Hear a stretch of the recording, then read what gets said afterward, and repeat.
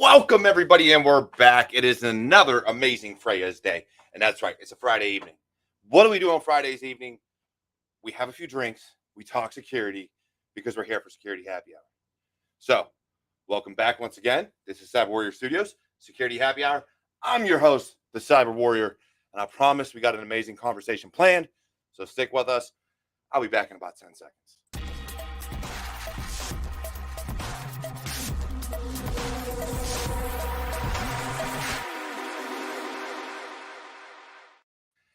And we're back. That's right. It's me, the Cyber Warrior. With me this evening, I have the amazing Alana. Elena, you know what? I'm going to butcher that name. I'll just let you say it. It's Alana. Yeah, you had it right the first time. All right. So we got Alana with us. She's in GRC. She transitioned into cybersecurity later on in her career. And she's also a parent. So, you got to deal with kids and transitioning and studying and all these other things. So we got a lot to talk about this evening. It's going to be amazing. So before we get started, Alana, why don't you let people know kind of your journey into cyber? Okay. Well, thank you so much, Derek, for having me here. I really appreciate it. And I kind of fell into cyber. It wasn't a career that was ever on my radar. When I went to college 1,000 years ago, it wasn't even a major. It's true. So, I was finishing grad school, and this was at a time when e-records management, information management was really, really big. There were government mandates, and I ended up having a position in government contracting. And I was on a team where we were doing records management using SharePoint. And I have a master's in library science, so I kind of was super into knowledge management, taxonomies, all of that. And the government was putting all of their unstructured data into different classification systems. So I thought that I was going to have that as my career and potentially move into records management. Right. And as I'm on this contract, it was a very large contract, and the team had a lot of custom software development. So I was interacting with all of these technologies that I'd never heard of before. These very smart people. They were business analysts and test engineers and database developers and people that I'd never worked with before. And they were project managers. And so I started really exploring this world of project management and what that was. And I really fell in love with it. And I realized that I sort of had this talent for being able to talk to the business as well as talk to the technical folks. So I started doing some business analysis, and then I moved into project management, and that was great. And that career served me very well for a long time. But as many of your viewers know, perhaps you know, government contracting can suck the soul out of you. It's horrible. I mean, I worked with wonderful people. I had wonderful managers and leaders that were my biggest champions. So I was very fortunate, and it was a wonderful experience, but I needed to move on. So, there was just kind of a point where I thought, I was pregnant. I had my daughter, and I started to have some real conversations with myself and my husband about what I wanted to do. And I knew I wanted to get out of government contracting and move into the private sector. So it just so happened that at the early part of my job search, I got a phone call, and a recruiter called me and said, "Hey, we need a project manager to manage this cybersecurity portfolio in the hospitality space." I said, "That sounds wonderful, but I don't know anything about cybersecurity." They said, "Don't worry about it. Come on in for the interview, and we'll see what happens." And that's what happened. And they ended up hiring me. I went to the interview and I said, "Look, I can manage your portfolio of projects, And the only thing that I need from you is I need access to your people, because I am the question queen and I'm going to ask all the questions. And, I'm going to have this learning curve because I don't know this content very well. So that's kind of how I fell into it. So it was really like kind of the blend of so many things, because I was leveraging my project management experience, and I was with these very talented people in this whole new world who were so open with me and sharing all of their knowledge. And I was learning all about the different areas of cybersecurity. Like, I had no idea that, there were, pen testing and incident response and application security and, threat intel. And of course, save the best for last, GRC. I had no idea that all of this, Actually, created I this can't get in the world-class middle of cyber that. team. Without GRC, we don't have the other positions. So I can't argue that. It is true. It is true. So I PM'd for a number of years, and then I started to really think about another seismic shift in my career. And I thought, well, I want to be in the cyber world. And I started to have conversations with leaders and folks on the team to really figure out where the best fit for me might be. And that's how that all started. That's awesome. And it's crazy how it just kind of progressed. And it literally did from data to, project management, and then kind of being like, hey, I need this new role. And it just happened to fall into cybersecurity. And by learning it, you're like, oh, I like this. Let's kind of go do this now. So yeah, it's very intriguing to see how that happened. And we're going to get to kind of how you were able to do that, and that balancing being a parent with, learning the field and starting a new career transition and how that affected you. But first, we have so many people that are here for you. Let's be honest. What? Look, Derek, I bring it. So we got Morehouse Hacks. What's up, party people? Of course, Kimberly from Cybersecurity Central. Hey, Kimberly. She's here for you. Anissa Redmond. I probably butchered that name. I apologize. She came because Morehouse let her know. Let's see who else we got here. Jennifer. Hi, Alana. A lot of people. Hacker and Heels in the house. Stacy Champagne has arrived. I don't know who Sunflower Czar is. I don't know. Maybe that name might give you some type of kicker. But she says hi, or he. Let's see. Gareth Stacy. Looking forward to this session. Tuning in from the UK. Hey, look. If Simon can do it, you can do it, homie. Simon was on this show, and he's from over there. So, Misha, I know Simon well. Right, Misha. Hello, everyone. And then who else we got? My boy Griffin's here. Hey, everybody. Happy Friday. Skull. Back at you, brother. Love you. Thanks for tuning in. As always, you're a real one. You're a hero. I love you being here. Go Alana. Look at this. You even brought Cyber Dancer Danny in. She is hit or miss. Sometimes she's able to make the lives. A lot of times she's not. I guess because you're here, she decided to show up. Again, she's not here all the time.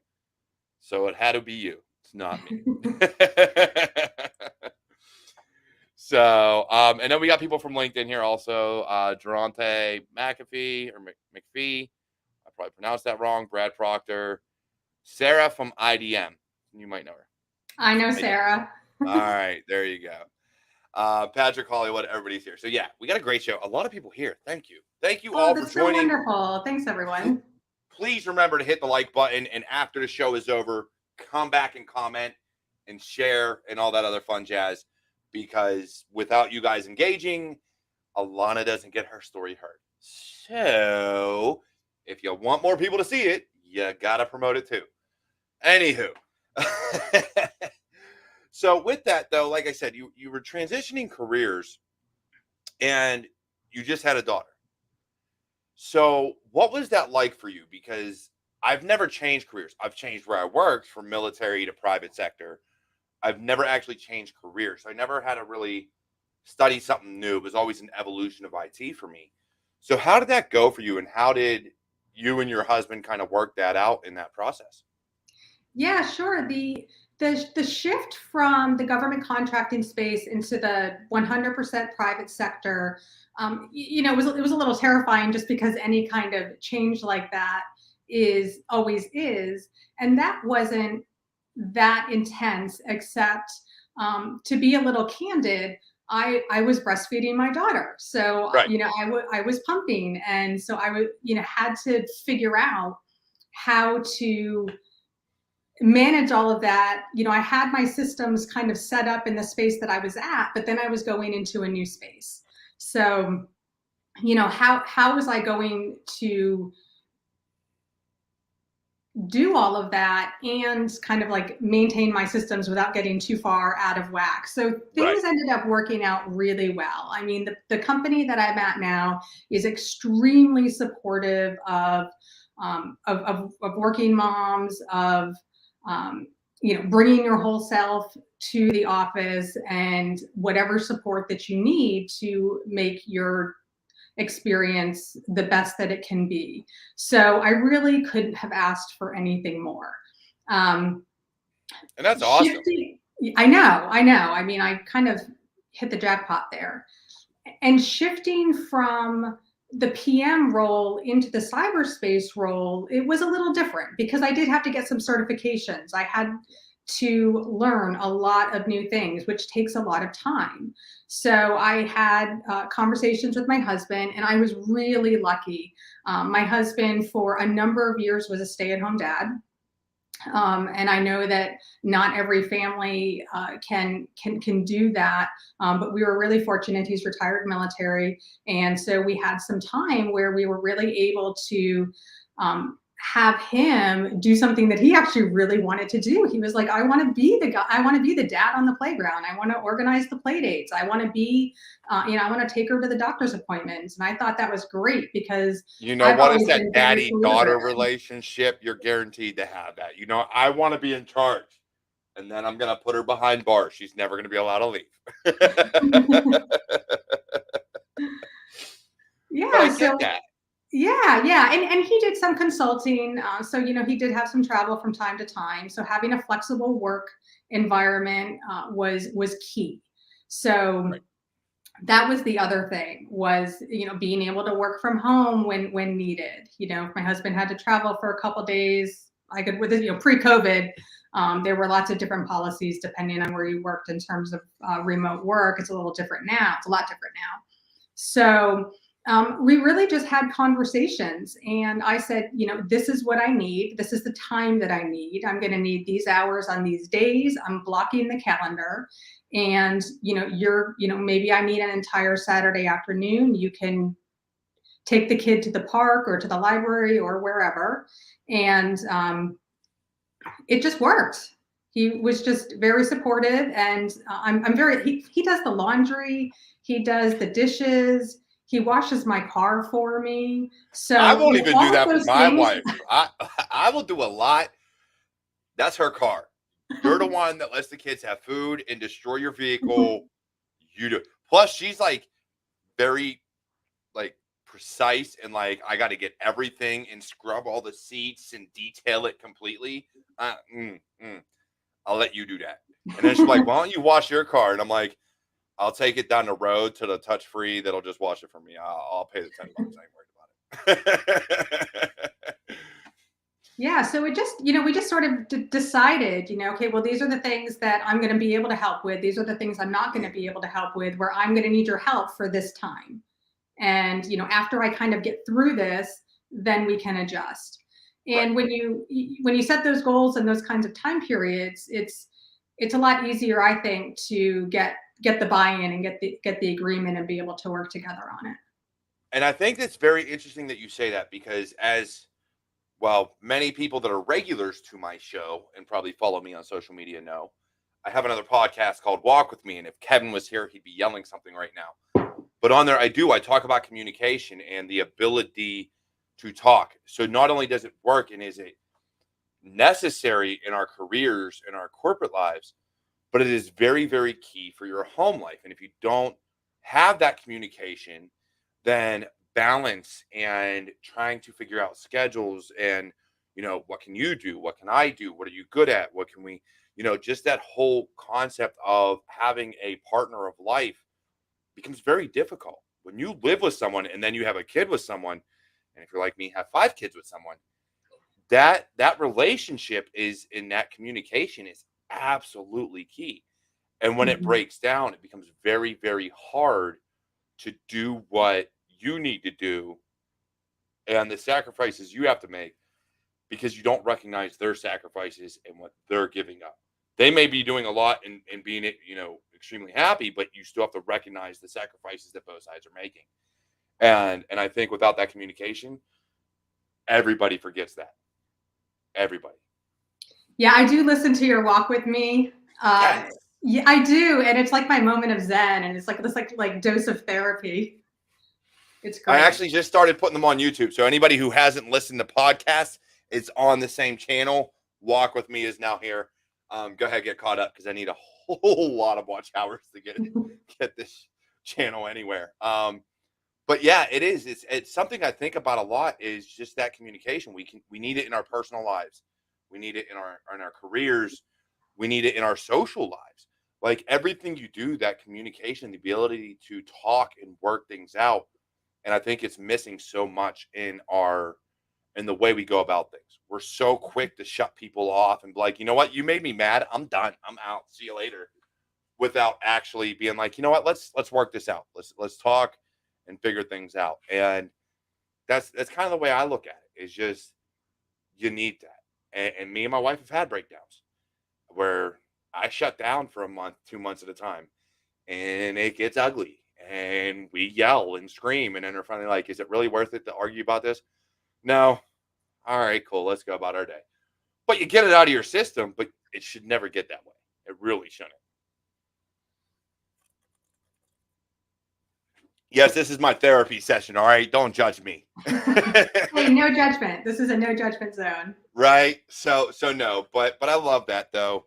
And I think really what you have going on and the reason your transition was easier, not just because of where you started working, but because you have that support structure behind you. And I know the saying generally is behind, and this is look, I'm older, all right. So I know the older sayings. Behind every great man is a woman that's going to support him. The way it really truly is your working partner, whoever is working, if you're one working and one not, is if someone stay at home, is behind whoever's working is that support system. Doesn't matter who you are. That working partner requires that support system because without them, your whole world just kind of falls apart and you're always stressed. So you need someone to balance that load for you. Yeah, and I think it's being very clear about expectations, because if you're expecting something and your partner isn't delivering it, then you can get in that resentment cycle really fast. Yeah. So I think it's really important to be clear about what you need, and have those, like you're saying, those open lines of communication so that you can work towards the solutions. Yeah, yeah, very true. And Anissa said it, transit. Wow, I tried to just combine like 3 words at once. Career transitioning or pivoting is rough on the household. Everyone likes mom available, but mom's the one in school and career changing, at least in her house, just as it was in yours when you were learning and trying to do this transition to cybersecurity and studying and everything else like that. So yeah, I think that's huge. It's hard on everybody, and it's just about being able to adapt.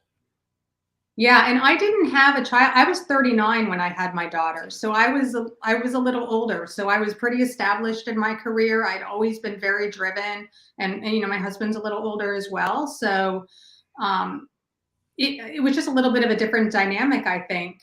Yeah, Raising a child when you're a little bit older.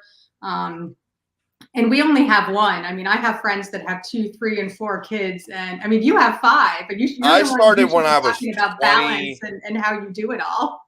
2021. Let's see, 14, gonna be 15. I just turned. I was 21 when I had my oldest son, and yeah, yeah. It's it gets fun.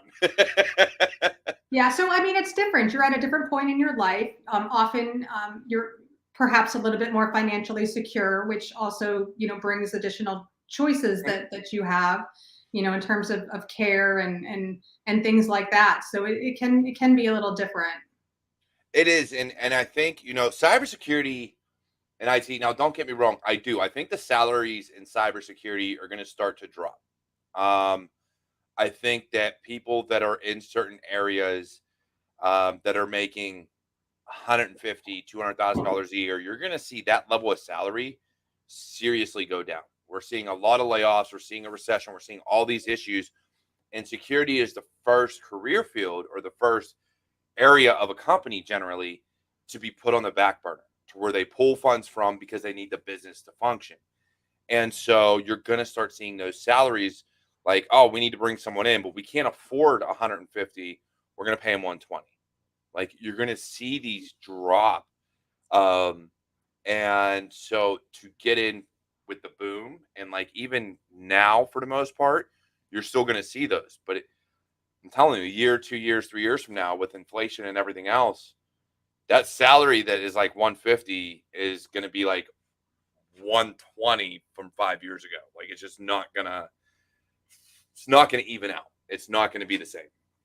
I think a smart company would know that the last team you should be touching in terms of crisis is your cybersecurity team. But you would think, but again, and this comes down to us as security professionals are very, very bad at explaining business enablement and the fact that security isn't an expense, it's an investment. It's an investment in your future and it is part of the business. Because it is seen as an expense, because if there's no breach or no notification of a breach, rather, then they're like, oh, what do I need them for? Everything's working great. Well, because without us, it doesn't work great. And I think that's I mean, and that's the job of the CISO and the leadership. And I think really good CISOs build that relationship with the boards and help them understand the value of their investment. And I've worked with some amazing CISOs who are able to share that story and show where their dollars are having an impact. And we got two things in here that I want to touch on here in a second, but I do want to say you're right. But here's the problem with, and I think it's more so, it's not all companies. Look, this is a generalization, people. Please do not get mad at me. But when you hit that C level, that executive position, a lot of those are who you know, and they bring in friends that don't know what the hell they're doing. It just happens. It's just the way of the world. It's the way we are as organizations and as companies. A lot of times you're hey, computers? Cool. Come be my CISO. They know nothing about security, but cool, they're going to take on that security role. And so it's not all companies. It's just a generalization, but I think that's going to be a problem with why a lot of these companies are going to get breached and you're going to see a lot of issues. But with that, and I love what Stacy says, well, hacker and heels. But first, we got a question. What are some of the biggest challenges currently facing organizations in terms of GRC, and how are you addressing them at Hilton? People have done their research on you, Alana. Yeah, well, I think some of the challenges are probably pretty similar at lots of other organizations, and it is, it's no secret that Hilton is a very old company, so there is a lot of legacy technology. And I think that can be said for a lot of companies. So it's it's ensuring that you've got your solid asset inventory. I think those are things that are very important. Your data classification, and those are some of the things that I work on.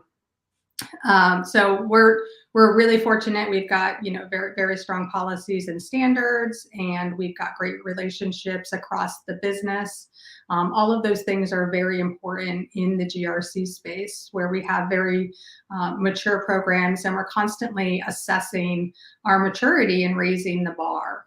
So I really think it's making sure that we're vigilant with the third parties that we're doing business with. I think all of us have seen in the news a lot of the third party risk that is very terrifying. So it's, CPRM, come on now. Yeah, absolutely. So I think it's I think it's pretty standard with, in terms of what a lot of other companies of this size are dealing with, for sure. Yeah, and I agree. And it's one of those things that, and it's going to bring up what Hacker and Heel said, but where you have to, GRC has to take that approach of not just compliance, but really implementing things that go above and beyond just the base, like, okay, per regulation, this is required. Okay, that's check the box. Now let's actually do security. Because a lot of your regulations and compliance standards are just that. That's the bare minimum. And unfortunately, some companies out there, that's all they do. Mm-hmm. They do the bare minimum. They get their certifications and pass, and like, okay, we're good. And the reality of it is, they're not. The security isn't really fully developed. The vulnerability management programs, things like that. So that's where GRC is going to have to take the bigger role of, this is bare compliance, but you need security. Like, this is good, but we need to at least start working towards better and eventually best. Like, that's what we need to get to. Mm-hmm. And it's a balance, and it depends on the risk tolerance of your company. I mean, you might be working at a company that has a very high risk tolerance. And so that's where we're going to get to Hacker and Heels here, because she brings it up. Companies aren't going to have a choice but to invest in cybersecurity due to regulators and the collapse of cybersecurity insurance. And there's a reason that's going to collapse. But what do you say to that, Alana? Yeah, the cyber insurance field is very interesting right now. We, with all of the ransomware and the breach. Yeah, I got my $5.47 check this week from the Equifax breach. Right, a whole $5. Hey, we're gonna pay out $10 million. You get $5.47. It all goes to the lawyers. Right. Yeah. So cybersecurity insurance, I mean, it's very risky now to insure with how sophisticated the adversaries are getting. So, I think that Stacey's right. I think having that investment in cybersecurity to shore up where all of the gaps are is really important. And I think that cyber insurance is going to be upping their game as well, as in terms of looking at the controls that you have in place and how you're meeting them. It'll be interesting to see how this shifts. It is, because the cyber insurance was a scapegoat for a while. Oh, I don't have to invest or do all these things because I have insurance that costs less than what I would have to pay somebody or pay a software vendor or whatever. But these insurance companies have now gotten smart. And this is why it's going to collapse, because now there's going to be this shift to, oh, I'd rather hire someone than pay someone annually double what a singular person would cost me. And it's going to be, you actually have to have shown you did your due diligence and you checked everything, everything's enabled, like you're actually following security protocols and have risk management in place, and all of your GRC stuff is there, your ISMS, all this stuff will have to be in place. And if you can't prove that, insurance is going to tell you, go fuck yourself. We're not going to pay you. Yeah, you didn't do it. Why am I going to pay you for not caring? Like, yeah, it's not going to work. So I think that's where that insurance is going to collapse. Either that, or they're just going to have to realize they're not going to make as much revenue as they would hope, because their costs are going to have to stay lower so that people still won't pay somebody else to cover for their insurance. Mm-hmm. So that's and then and then as we look at the privacy landscape in the United States, right now we know it's just kind of like this patchwork of laws in different states, and the federal government is looking to bring together this federal privacy legislation. So we'll see if that actually happens.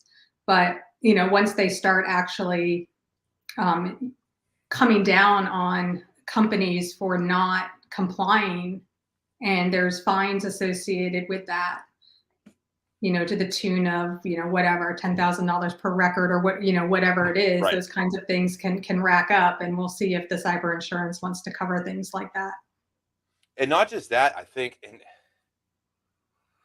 oh, the lovely US that doesn't give a damn about privacy. So, We care a little um, bit. I find, well, no. The lower tier, the mid tier, cares. The upper echelon doesn't give a damn. And it's one of those things I look at where you look at things where even here in the U.S. they want to make things like encryption. Oh, you can't encrypt data. You can't do these things. You look at the fight they put up with Apple and all these other organizations. And so, and then they're like, oh, but we care about privacy. You do, but Google, Facebook, Instagram, all these social media companies harvest our data on a daily basis. That's how they make their money. And now you care about privacy all of a sudden. I'm confused here. Because it doesn't seem like anybody cares. And so you have organizations and software companies out there like Brave and Firefox and DuckDuckGo and these places that are trying to help, but it can only do so much. And even Apple, that one gets sketchy. Yeah, well, with data as the commodity, you got to balance. You've got privacy, and you're like, oh, I've got to sell the data. What do I do? And that's the As thing, Kimberly would say, straight cash, homie. right? And hey, if it's free, you're the product. Exactly. And so it gets crazy. Jennifer has a question for you. Do you have a preference for a SOC 2 attestation or ISO 27001 certification? I am an ISO girl. ISO. Yes. You have to research them both. It really comes down to what you prefer, and looking at what both, require. That's really what. Yeah, and a lot of it is a preference, and so whichever one kind of resonates with you, and you have to look at kind of the organization and the buy-in that you get from the leadership to be able to move forward. Yeah, and you got to look at the verbiage. Whatever verbiage is going to get you more security is the one I would go for. That's the one I'm going to push. I'm like, all right, what has more check boxes? But yeah, you're right. It is. Let's see. Any more questions yet? No. All right. Just Cyber Dancer Danny talking to the crowd. You give her hope for being able to have a career and a family. So keep at it, Danny. Love you. She's in my Discord channel. Oh yeah, I have a Discord server. So if you're not there, it's in the description. Oh, I'm in it. Below.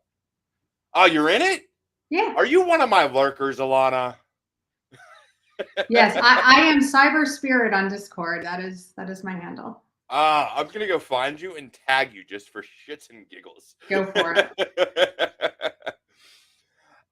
Brad Proctor said between the two, ISO is the way to go. 100%. Brad is really big in GRC as well, so I love. He's been on the show twice, I believe. Brad, has it been twice? I believe you've been on here twice. Correct me if I'm wrong. But yeah, it's been crazy. Like seeing I read through your LinkedIn and just seeing your journey, seeing what you've dealt with, seeing what's going on. I know a lot of people despise GRC, but it gave you a career field. It gave you a future. It gave you a path forward that did not require, oh, I need to go out and learn coding or pen testing or all these different things. No, I can learn cybersecurity, but stick to kind of this area and be extremely successful. And I think that is one of the things that people take for granted or even don't realize is that you can be extremely successful in cybersecurity without ever writing a line of code or working with Linux. Like everybody's like, oh, go Linux. Don't get me wrong. I love Linux, but you don't need it for cybersecurity because there's other areas you can delve into. Yeah, and I think that's why this field was so intimidating to me at the start because I didn't really understand it. And after I got into it a little bit and really started to learn about all of the different roles that are available, it really opened up my mind. And I started thinking about, where would I fit? What could I possibly do? And maybe there wouldn't be any place that would work for me, but as I started to have conversations with my peers and leadership, I really found this GRC space to just be perfect. Right. There's so many transferable skills from the PM world. I've been through ISO audits. We were CMMI level 3. We were ISO 9001 certified. So there's all of those kinds of things that are transferable into the GRC space, and having that really that connection with the business and building relationships. It's similar to your job search with networking. Yeah. It's the same thing at work. I'm constantly talking with different folks across the business to help them understand the data that's in their systems and how it needs to be protected, and helping them understand why that's important. And so yeah, and I think when there's also so many facets in the GRC space that I wasn't even aware of when I started looking into it. I thought there was just, one or two things, but we have a very diverse team, very talented folks that are very deep in their discipline. And that was one of the things when I was getting involved, I thought, oh my gosh, I have to know everything. And then I realized that I don't have to know everything. I just have to, get real deep kind of in my space and let the experts handle the rest. And that's when I kind of started looking for these, spaces on YouTube and on Discord that were, more tailored to the areas that I was interested in. And then I could get the networking that way and start talking with folks in that space and kind of go and broaden out from there. And that's why I kind of love the fact that you came from Hacker and Heels. Stacy was on this show and actually following, I forget how I found her. I think it was on Instagram, but kind of following her and Hacker and Heels and what they were doing, leading the way to showing that it doesn't matter who you are, you deserve a space. And I think that's one of the big things. And me and her, and I made sure, because I loved having her on, because I was able to like counter things so that you couldn't argue. Not me. Like, she would come back and actually was like, no, this is the answer. This is the answer. These are the facts. These are the numbers, like this. But I'm that's what I shocked. wanted. Stacy? No. Right? But that's what I wanted, because I didn't want anybody to watch that and then be like, come up with some BS excuse or whatever, like, oh, we can't do this, or we can't hire them because of this reason. I wanted her to present exactly the answers that I knew were going to come out from other idiots. I figured, you know what? She's on my show. I'll ask the stupid questions that I know people are going to ask so that she can provide the answers. That way, if you're going to be stupid and ask a question in the comments, I'll refer you to the freaking minute in the episode where she answered it for you. Because I love Hacker and Heels and what they're doing. And yeah, Stacy is great. I love the organization. I love what she's doing. I love the networking. I love the people that she's bringing in for our monthly chats. It's helping us connect with leaders, and it's really wonderful. It's giving me that kind of structure to continue driving through with some of the certifications that I'm working. And it's just another tool in my toolbox. And when I was starting out in GRC, I knew a lot, but I didn't really understand how all the pieces fit together. Right. So I went on YouTube and I Googled GRC information or something like that. And Gerald Auger came up and Simply Cyber. So I started following him. And that's actually how I ended up learning about Cyber Warrior, because somebody mentioned it in one of his shows. And he has the GRC masterclass. And I was like, well, let me take that and see where my gaps are. And that just really reinforced. I'm like, oh, okay. Like I do know a little bit about what I'm talking about. I still have a lot to learn, but at least I have like a baseline here now. And Gerald's I don't feel awesome. like, the newest kid on the block, right? Right. So, Gerald's awesome. I'm not a GRC person. I understand it. I understand the concepts, but I'm not a GRC person. I'm blue team, red team, one of the two you pick, and working my way up the chain. But GRC is so vital that knowing he has that course out, me and Kev Tech promoted it at one point, and I want to say there was another show where I promoted it, because he just does so much. But then having Stacy and Hacker and Heels here, it gave us another ability to network and give people these options of how to learn, how to grow, how to do things. And I think that is what we're missing. And again,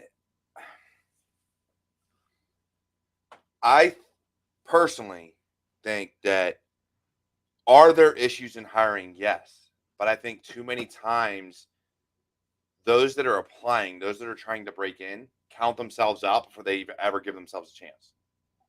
So we blame a lot of things on organizations or this, that, and the third, but you already counted yourself out.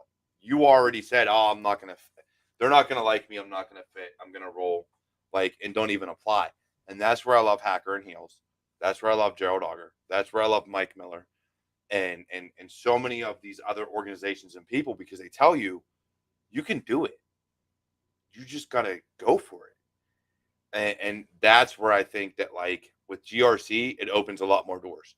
The more people that know about GRC, the more doors that are open to others, because they're not necessarily technical, but they are cybersecurity focused. Mm-hmm. So they understand the foundations and they understand the concepts. And I think that's huge. Yeah, absolutely. And I think it's really important to find that tribe that you really resonate with, that can provide that support and that confidence to help you move forward in your career. And that's why, like the Kev Techs of the world and the Stacys and you and Gerald and Simon over at Infosec Live, I love Simon. I know, all of these people are just, I didn't know, if I knew that this, I call it my tribe, existed a few years ago, I mean, that would have been amazing. I mean, this is all brand new to me, and I'm just so thrilled to be a part of it. Yeah, and I'm glad you're here, and I was glad actually that you reached out, because so here's the kicker for everybody in chat. Damn it, I see people that have never been on this show, so you better reach out to me. It is very difficult for me to find people, especially new people to the field. Thankfully, Misha and Greyhound Infosec and a few others are in some other communities I'm a part of.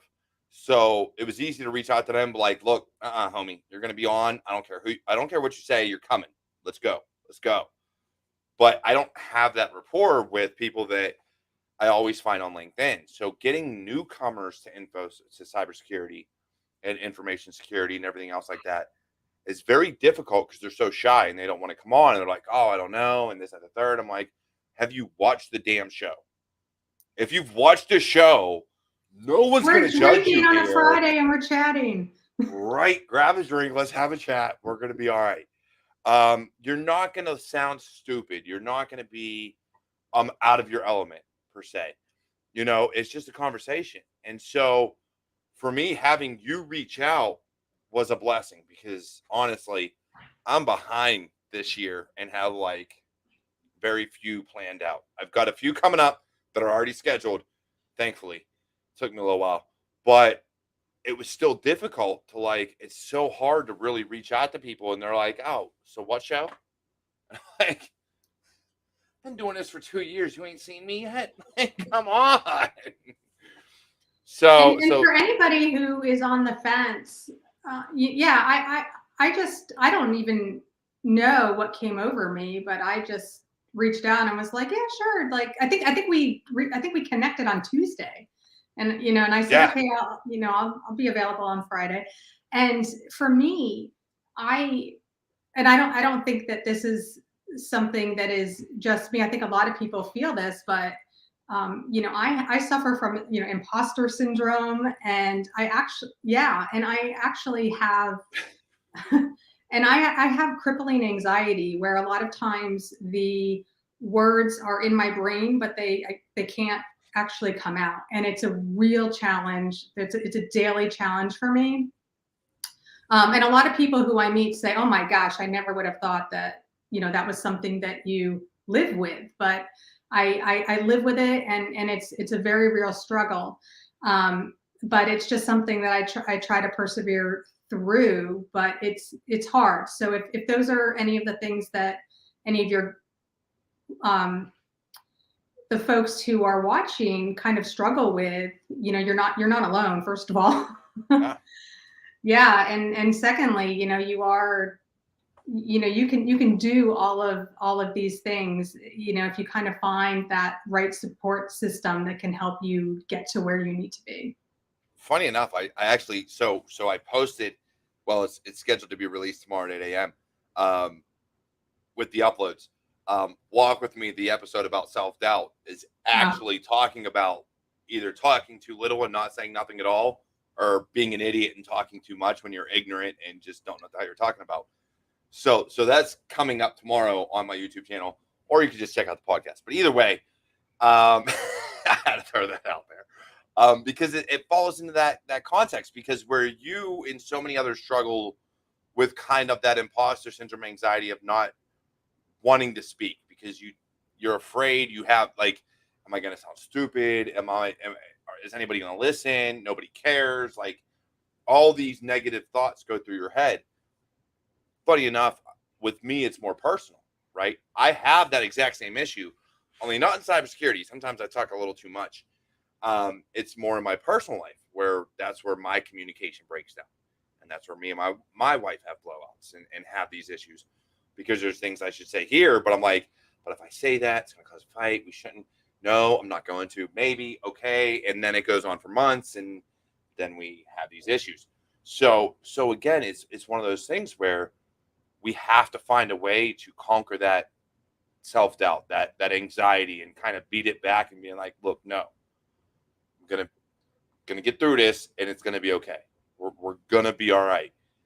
And I see it in careers. I see it with people who are in cybersecurity that are so they're so anxious and uncomfortable in their own skin, meaning they're not confident in any of their abilities.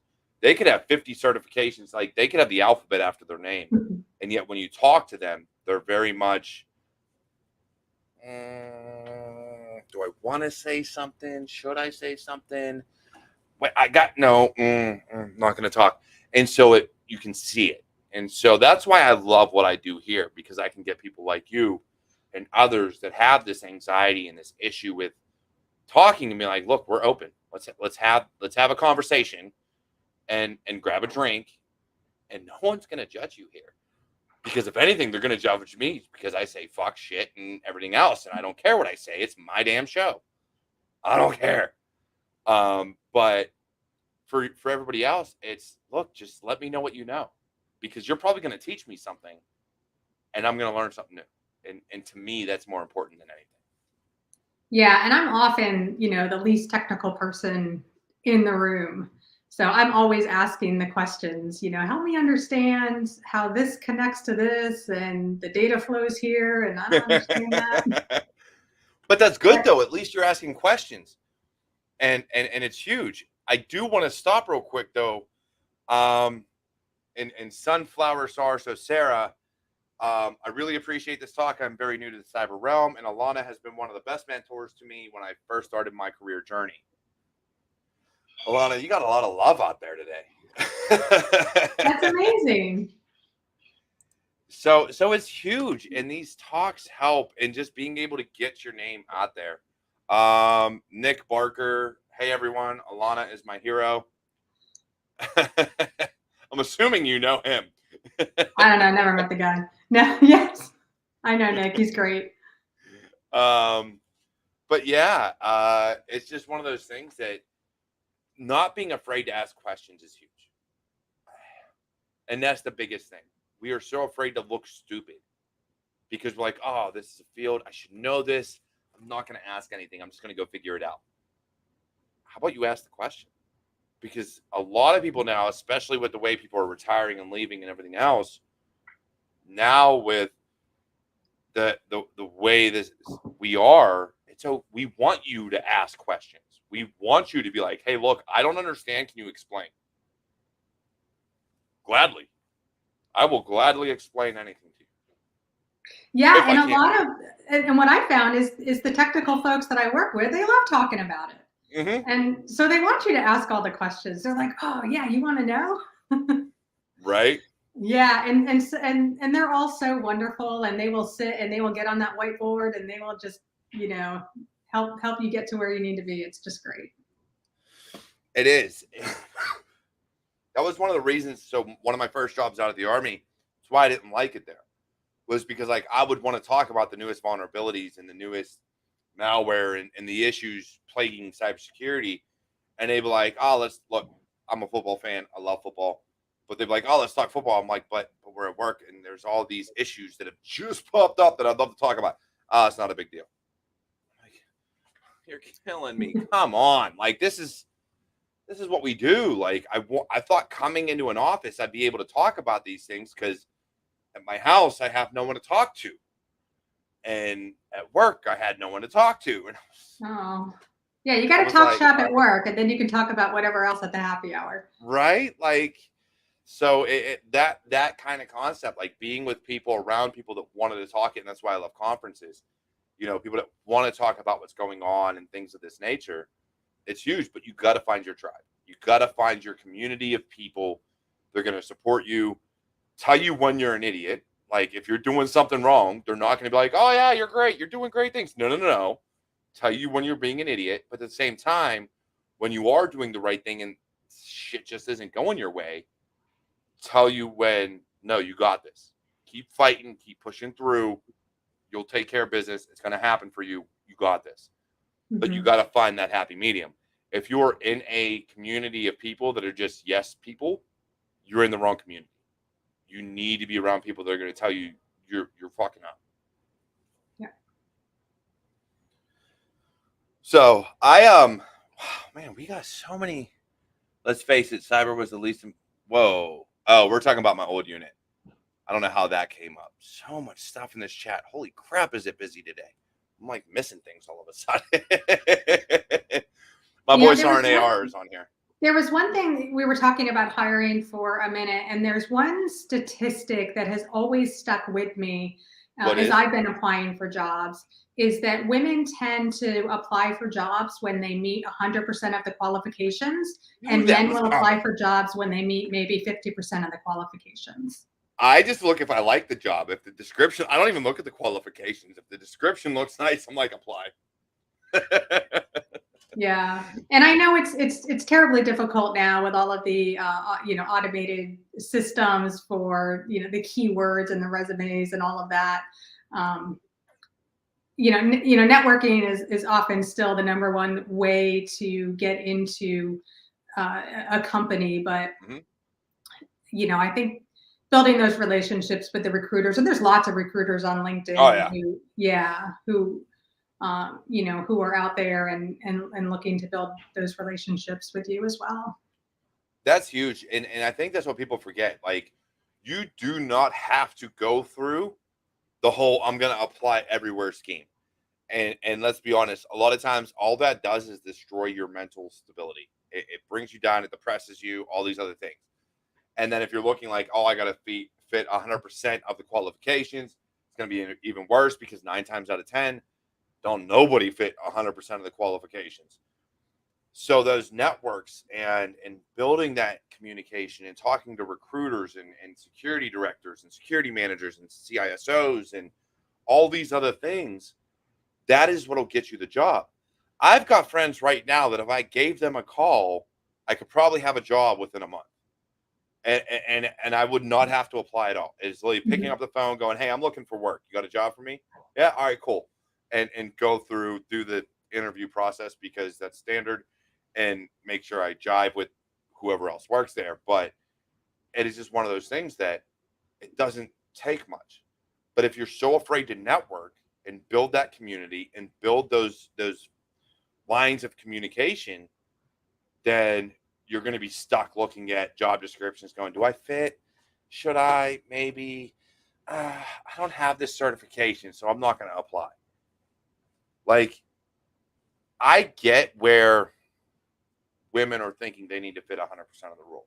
I get where that's coming from. I understand from the mindset of the way a lot of women that I know have looked at things and how analytical they are and how much they have like this response to things like I've got to be perfect. I have to be perfect. I got to be the perfect fit for the role. this, that, and the third. It's not. Like, I tell people, look, if you are applying that way, look at the job description, read what it is. If you want that job, apply. And that's what I tell people. I don't even tell people to look at the qualifications. I literally tell them to look at the job description, like what the job entails, and then apply if that's what you want to do. I have a related story. This was years and years and years ago. I was in an interview process for a position, and everything went really well, and they made me an offer, but it was the same amount of money that I was currently making. And I called my husband, and we weren't married at the time. This was ages ago, and he was like, "No, just ask for $60,000 more." And I said, "Are you crazy?" Yes. I was like, yes. I'm not, like, you know, and I'm like, he's like, "Don't sell yourself short. What are you doing? Get all that negativity out of your head. Yep. Just what are they going to do? They're going to say no, or they're going to say yes." And so I called them back. I'm sweating. I'm like, I have no color in my face. I'm almost passing out. And I said, "I would love to take this job for X." And they said, "Well, we'll take this back to the team and we'll call you back." And I was like, oh gosh, I just blew it. I'm blacklisted across Washington, D.C. They called me back 20 minutes later and said, "Done." Wow. Nice. I was like, what just happened? I never would have, you know, it kind of burns me a little bit that I needed a man to kind of help me do that. But I get that, but it was so wonderful. Think about it when people are looking for cars. You know how many men, like salesmen that are selling cars, look at a woman and be like, they don't know cars. And I'll be honest, half the women out there probably know more about cars than I do. Like, I don't know shit about cars. I'm a techie. I know computers. Cars, I can change my oil, my brakes, and my rotors. That's it. So, like, I could do basic maintenance. But, like, when it comes to cars, I'm like, I'm calling somebody like my dad, like, "Hey, old man, you never taught me cars." But when it comes to, like, computers, you know, I know my shit. So, like, I see that a lot there. That's why when you're like, "Oh, it kind of sucks that I had to have a man tell me this." And I'm like, everybody will tell you that. I've been saying that shit for years. Know your worth. Yeah. Funny enough, I just got Stacy will tell you. She'll say, "Know your worth." 1,000%. I got in an argument, and if anybody follows me on Instagram, Caitlin, I can't remember her actual handle on Instagram. There's a whole argument going on in the comment thread because of something she was doing. I said, "Know your worth," da da da da, and it turned into a whole thing. I didn't comment back, but a bunch of other people did. But I did the same thing you did. Although I didn't actually have a return offer. I wasn't actually applying anywhere. I had a recruiter call me for a company after I'd only been with the company I'm with now for maybe 6 months-ish. And they were like, "Hey, we're with so-and-so. We've got this, this, and this." I flat out told them I wanted $110,000 more than what I was getting paid right now. They're like, "Well, we can do this amount," which was 60 or 50 grand less than what I had said, plus stock options and all this other stuff. Honestly, if I didn't like the people I work with so much and didn't like the job that I did, I probably would have taken it. But I had only been there like 6 months. I hadn't even been there a year. And I was like, I can't leave right now. That ain't right. So I stuck it out. But I did. You give these absurd offers sometimes to people. And if they're the ones calling you, you already got the job. They're just going to lower the offer a little bit. Mm-hmm. If they're giving you an offer, you got the job. If it's not the salary you want, bump it up. Give it, like, you know what? I need like 50 grand more. They're like, they'll either say yeah, or they'll drop it like 20, 30 grand. But you're still getting paid more than what you were getting paid. Mm-hmm. And that's the big thing. Exactly. So it's all about just knowing what you want and knowing your worth. And I think people discount themselves so much. We count ourselves out before we ever even in the game. We do. We got these like negative voices running in our head. We got to turn that around. We got to listen to Walk With Me and get all positive and get the positive vibes. I love you, Alana. All right, you're my new fan. I love it. I didn't even know you listened because don't nobody leave comments. So I'm just like, you know what? I got like 25 for this episode, but like 100 and some for the first. So I'm just like, I got some people that like it. set it to send me the reminder whenever you're going live, and I just chime right Dude, in. those last two sucked. Because this week, because I started putting them on YouTube, which we're at the top of the hour, so we'll do this little kind of spiel, and then I'll let you give your final words, and then I'll do mine. But so last week, I recorded in front of my fire because I knew I was starting to upload on the YouTube. So I was like, all right, when I get to this episode, I want something that actually looks good. And then this past week, I tried doing relatively the same thing, only I didn't have a fire. I was kind of in front of the camera in the dark with the woods behind me. And I went and listened to it, and the audio was not on my AirPods. It was actually coming from the phone. So every time I walked away from the camera or away from my phone, the audio was like gone. You couldn't hear shit. And then every time you got close, you heard it. And you get away and you don't. You get close and you don't. So I had to re-record the entire episode at like, I don't know, what was it, like probably 10 or 11 o'clock at night. It didn't, I think I barely made the release time of like midnight, which is what I try to do. But the week before it didn't even get released until like 10 o'clock, 9 or 10. And I was like, well, it's great that you're doing it and putting out content. That's wonderful.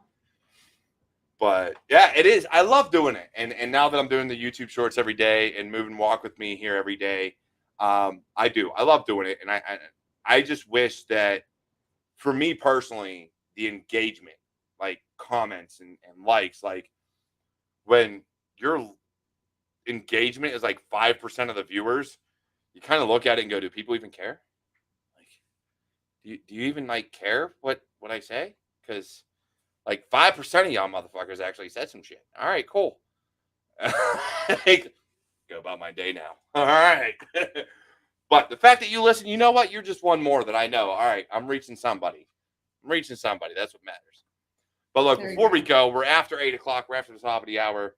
Alana, please give your last bits of advice and wisdom and everything else for those trying to break into the field. Anything you have to say. You have the floor. Say whatever the hell you want. Wow. Okay. I do not have any prepared remarks, so let's see if I can wing this. One of the things that I have found that has really helped to just to kind of ground me and help me keep moving in the direction that I need to move in is saying no. So I've created my own boundaries and decided the things that are important for me that I need to focus on now, and that could change over time, and everything else goes away. And I focus on the things that I need to focus on. For those of you that are looking to get into cyber, find your tribe. Find the people who are going to support you. Get all the negativity out. The people who are telling you can't do it or it's not right for you, those are not your people. So there are people around. There's a lot of people in lots of different communities who are available, who are creating content on LinkedIn and YouTube and Discord. And there's so many resources out there. And try to find an area to focus, because cybersecurity is so broad, and to me it was so overwhelming.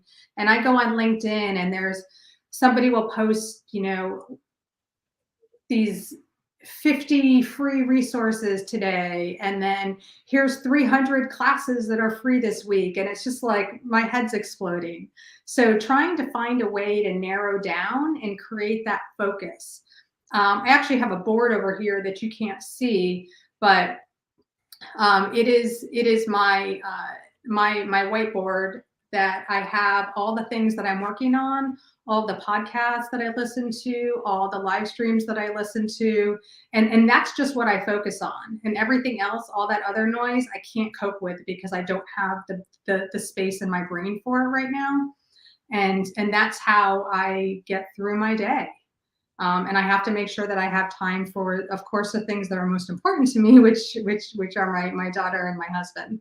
So I don't know. That wasn't any crazy words of wisdom. Oh, but I do want to do a plug for, if I can.